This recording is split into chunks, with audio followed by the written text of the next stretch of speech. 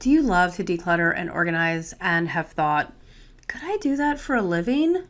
Well, you're in the right place. Today, I'm sharing the ins and outs of organizing homes for a living and what you can really expect from a career in professional organizing. Last week's video, I talked about all the things I wish I knew before taking a job as an organizer, and you can check out that video here. And at the end of this video, I'll fill you in on how to get on a coach call with me for more personalized support. First off, I would say you can't really fully learn all the things that you will be asked to organize when you go pro. I coach and train new organizers, and they are often concerned about learning, all the different types of products and techniques before they take clients. But the reality is you're probably going to be thrown a curveball with every new client that you take. I have tackled everything from sports memorabilia to quilting rooms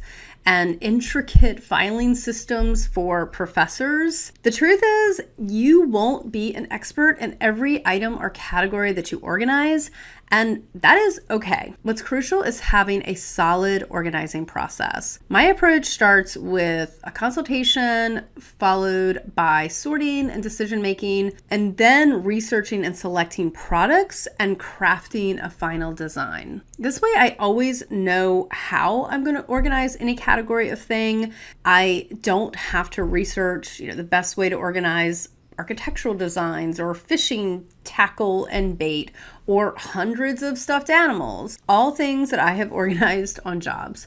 Also, and put a big asterisk by this, it's likely most of what you'll be doing is helping people declutter to get to the point where they can get organized. I always say that organizing is the easy part. It's like the cherry on top. But the harder work is helping people reduce their clutter. And if people could declutter on their own, there would be a lot less work for professional organizers. All right, so let's touch on a more challenging aspect of this job. You will very likely be asked to work in a dirty or extremely cluttered or even a hoarded home. Now, before you freak out, please know that you do not have to work in dirty or hoarded homes. You just need a plan for when you get that call, like having a list of other companies that work in those environments that you can refer that client to, or getting comfortable with just saying no.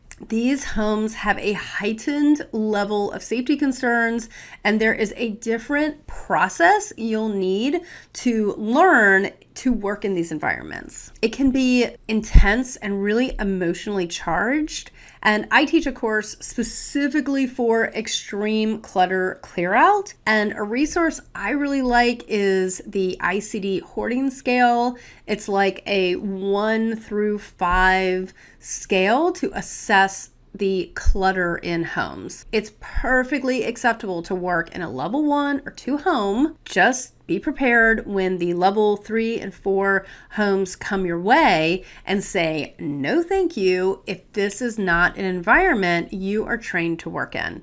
It is perfectly fine to set boundaries and choose the projects that align with your strengths and comfort level. Lastly, I would say if you are passionate about transforming spaces and making a real difference in people's lives, organizing homes for a living could be your calling.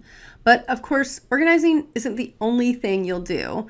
Running this as a business means you also need to focus on lead generation, scheduling, payment processing, and keeping track of all those income and expenses. It's a balance between doing what you love and managing the behind the scenes to keep everything running smoothly. I'll say that the marketing and business stuff does get easier, especially lead generation, because once you have an established client base and referral network, the jobs will just start coming to you. Unfortunately, I've seen a lot of organizers quit because they did not have a solid business and marketing plan in the beginning, and then they struggle to get enough clients. Don't let this happen to you. I'd love for you to join my course, Selling Organization, so you can focus on the right things from the start and get those paying clients faster. And as a bonus, I'm adding 3 months of group coaching for students who join this month. If you're on my email list, you've probably already gotten some emails about that already.